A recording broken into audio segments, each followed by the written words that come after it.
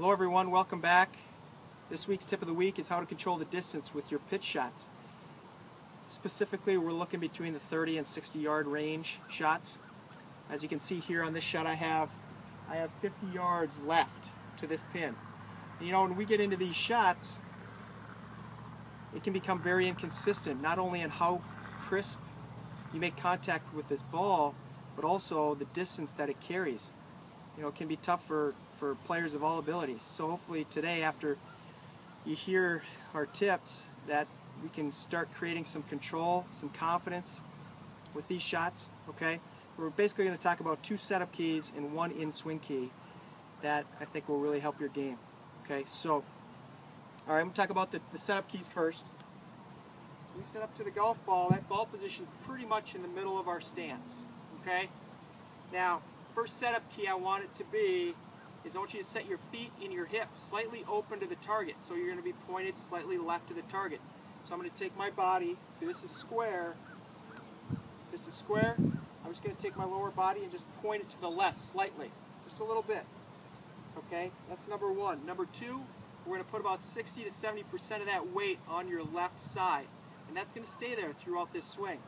Okay, so by opening up your lower body and by putting weight on your front foot, we're already starting to create that nice impact position, and it's going to help you to take a lot of the variables out of it. Okay, so again, slightly open up that lower body, the feet and the hips, and then we're going to lean on the left side. Now, the big thing I want to talk about today is the in-swing key, and that has to do with linking your lower body, linking your upper body with your arms. So, as you swing, as you can see here, it's a good little drill to do.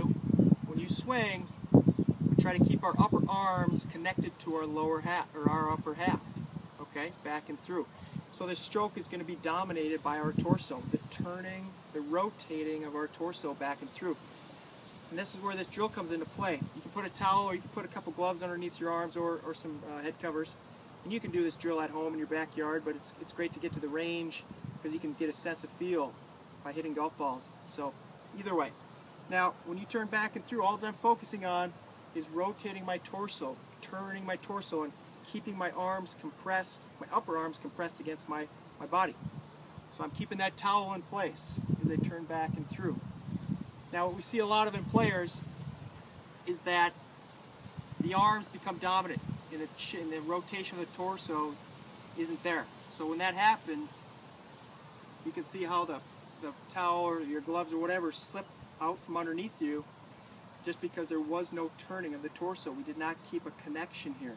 So that can lead to a lot of inconsistent shots, very poor distance control in particular. So again, let's go over that one more time, the whole thing.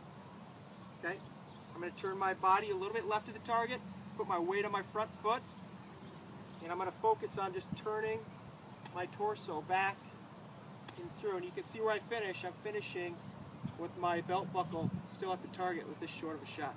Okay, give it a shot here.